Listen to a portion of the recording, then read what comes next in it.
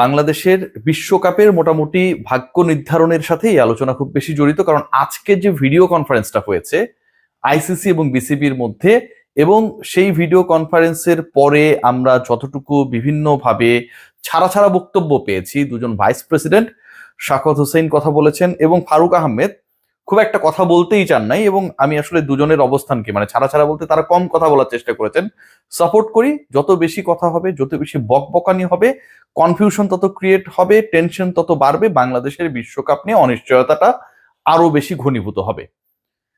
ভেতরের খবর জানার চেষ্টা করেছি এবং ভেতরের খবর জানার পরে যে তথ্যগুলো পেয়েছি আমার কাছে মনে হয়েছে এই ব্যাপারগুলো আপনাদের সামনে শেয়ার করা খুবই বেশি গুরুত্বপূর্ণ। প্রথম ব্যাপার যেটা, বাংলাদেশের বিশ্বকাপ মিশন নিয়ে প্ল্যান বির পরিকল্পনায় আইসিসি আগানো শুরু করেছে। এ সপ্তাহের মধ্যেই বাংলাদেশের বিশ্বকাপ ভেন্যু কোথায় হবে সেই ডিসিশনটা হয়ে যাবে, এবং সেই প্ল্যান বির সাথে আরো একটা বিজড়িত, সেই আলোচনায় যাচ্ছি। দ্বিতীয় পয়েন্ট যেটা, সেটা হচ্ছে বাংলাদেশের গভর্নমেন্টের সাথে বিসিবির সাথে আজকে যখন বসেছিল আইসিসির প্রতিনিধি দল, সেখানটায় কারা ছিলেন? সেখানটায় তিনজন মেজর পার্সোনালিটি ছিলেন। আইসিসির সিইও ছিলেন, ইন্টিগ্রিটি ইউনিটের প্রধান ছিলেন, এন্ড হেড অফ সিকিউরিটি, এই তিনজন ছিলেন। বাংলাদেশ ক্রিকেট বোর্ডের পক্ষ থেকে কারা কারা ছিলেন সেটা আমরা সবাই জানি, আমরা সবাই জেনেছি, ছবি দেখেছি। আইসিসির পক্ষ থেকে এই মিটিংকে লিড করেছে কারা, সেই নামগুলো আপনাদের সাথে জানিয়ে দিলাম।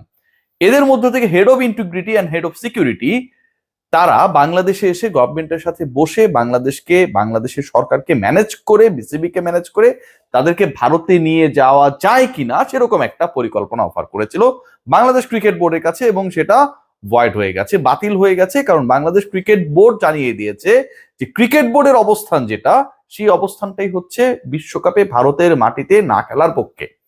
সো সরকার আসলে এই অবস্থান বদলাবে না, ক্রিকেট বোর্ডের অবস্থানকেই সরকার সমর্থন করবে।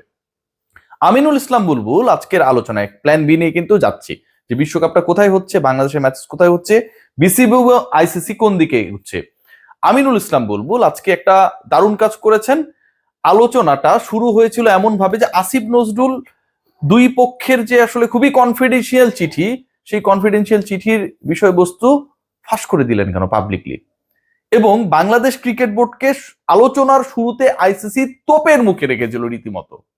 সেখান থেকে বাংলাদেশ ক্রিকেট বোর্ড, বিসিবির কন্টিনজেন্ট আজকে যেখানটায় তারা বসেছিলেন, এবং তারা একই সাথে আসলে ওই ডেলিগেটটাই আইসিসিকে ফেস করেছে, তারা বেরিয়ে এসেছে মানে সভা শেষে বেরিয়ে আসেনি, বরং যে অ্যাটাক হয়েছে সেই অ্যাটাককে কাউন্টার অ্যাটাক দিয়ে বাংলাদেশ ক্রিকেট বোর্ড তাদের অবস্থানটা শক্তভাবে তুলে ধরতে সমর্থ হয়েছে। যখন বলা হচ্ছিল যে এই কনফিডেন্সিয়াল চিঠি ফাঁস হলো কেন, এটা খুবই ভ্যালিড পয়েন্ট।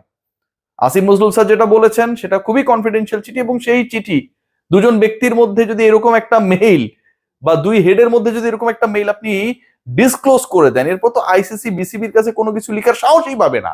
আইসিসির কোনো দলকে, কোনো প্রতিনিধি, কোনো ছোট টিমকে যদি কোনো দায়িত্ব দেওয়া হয় regarding Bangladesh cricket board issue, তারা তো সেই কনফিডেন্সই পাবে না, কারণ যেই জিনিসটা দিবে সেটা হচ্ছে মিডিয়ায় চলে যাবে। এটা খুবই বাজে কাজ হয়েছে, খুবই বাজে কাজ হয়েছে, এবং নিশ্চয়ই ক্রীড়া উপদেষ্টাকেও সেই জিনিসটা প্রপারলি ব্রিফ করা হয়নি, যেটা বলা যাবে না, এটা আমার কাছে মনে হয়, নাহলে তিনি বলতেনও না। সো এই ইস্যুতে আইসিসি তারা আপার হ্যান্ডে ছিল, তারা ফ্রন্ট ফুটে ছিল। একটা সময় এই আলোচনাটা এসেছে, বাংলাদেশ ক্রিকেট বোর্ডকে আইসিসি বলেছে যে তোমার দেশেও তো মৌলবাদের হুমকি বিভিন্ন সময় ছিল। সিরিয়াসলি আজকের এই আলোচনায় এই ব্যাপারটা এসেছে, বাংলাদেশেও বিভিন্ন সময় মৌলবাদী আক্রান্ত করতে পারে ক্রিকেটারদেরকে, বিভিন্ন দলকে, এরকম থ্রেটস বিভিন্ন সময় ছিল। আইসিসির এই ব্যাপারগুলোতে পর্যবেক্ষণ ছিল, এবং সেই পর্যবেক্ষণকে আজকে তারা সামনে এনেছে। যখন সেটা আনা হয় তখন বাংলাদেশ ক্রিকেট বোর্ডের পক্ষ থেকে আমিনুল ইসলাম বুলবুল তিনি দুটো জিনিস বলেছেন। প্রথমেই যেটা বলেছে, আমি যতটুকু শুনতে পেরেছি, জানতে পেরেছি আমার সোর্সের মাধ্যমে, যে there will be no ifs and buts, কোনো এখানটায় যদি কিন্তু হিসাব নিকাশ নেই। মৌলবাদ ইস্যুতে কি ব্যাখ্যা দিল সেই ব্যাখ্যা আসছি। বাংলাদেশ ভারতে খেলতে যাবে না, that's the final decision from Bangladesh cricket board. Now discuss about the alternative country.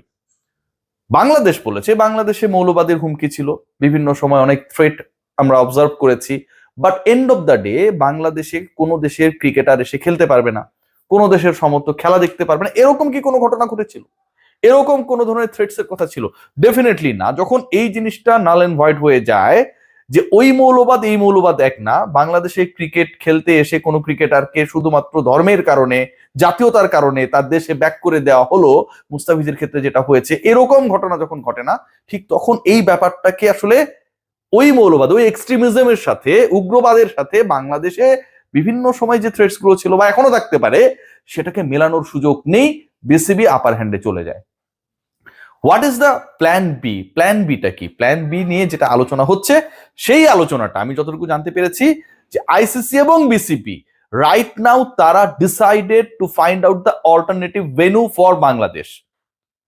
ICC দুটা জিনিস বলেছে, একটা রিকোয়েস্ট করেছে বিসিবি কে যে ঠিক আছে আসো, সবকিছু আমরা করে দেবো, you play your games in India.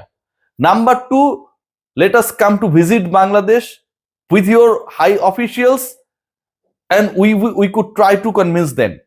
এটা ছিল আইসিসির পক্ষ থেকে প্ল্যান বি, মানে তাদের পক্ষ থেকে। সেটাকেও আমি যেটা বললাম যে বাতিল করে দেওয়া হয়েছে।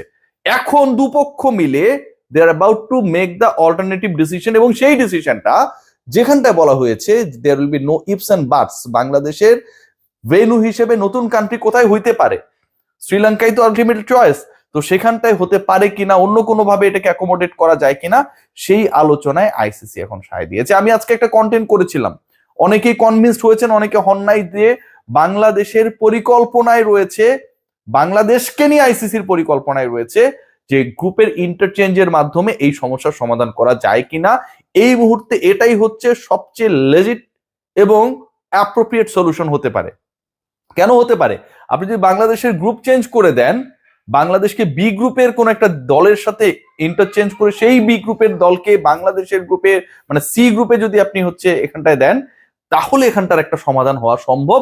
কারণ যেহেতু বি গ্রুপে শ্রীলঙ্কা রয়েছে, তারা তাদের খেলাগুলো, সব খেলাই তারা আলটিমেটলি তাদের দেশেই খেলবে। সো ওই জায়গাটা আসলে বাংলাদেশকে শ্রীলঙ্কা, অস্ট্রেলিয়া যে গ্রুপে রয়েছে সেই গ্রুপে বাংলাদেশকে দেয়া যায় কিনা, আইসিসি এই আলোচনাটা আইসিসির মধ্যে, আইসিসির ইনসাইডে এটা রয়েছে, এবং বাংলাদেশও আসলে এই ব্যাপারটাই চায়। শ্রীলঙ্কান ক্রিকেট বোর্ডের সাথে অলরেডি একটা কমিউনিকেশন হচ্ছে।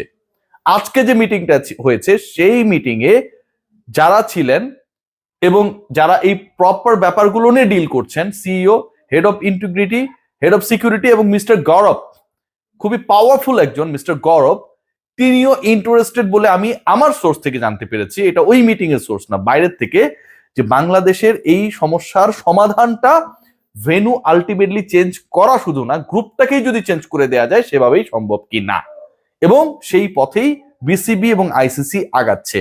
যদি বাংলাদেশের অংশগ্রহণটাই বাদ করে দেওয়া যেত বা বাদ করার পরিকল্পনা হতো, বাংলাদেশকে নেওয়ার দরকার নেই, নতুন কোনো দলকে নিয়ে নিলাম, এই ডিসকাশনস গুলো হতো না, এবং আজকে এটা চ্যাপ্টার ক্লোজ হয়ে যেত। কারণ আইসিসি জানে যে বাংলাদেশকে ভারতের মাটিতে খেলানো ছাড়া কোনো উপায় নাই।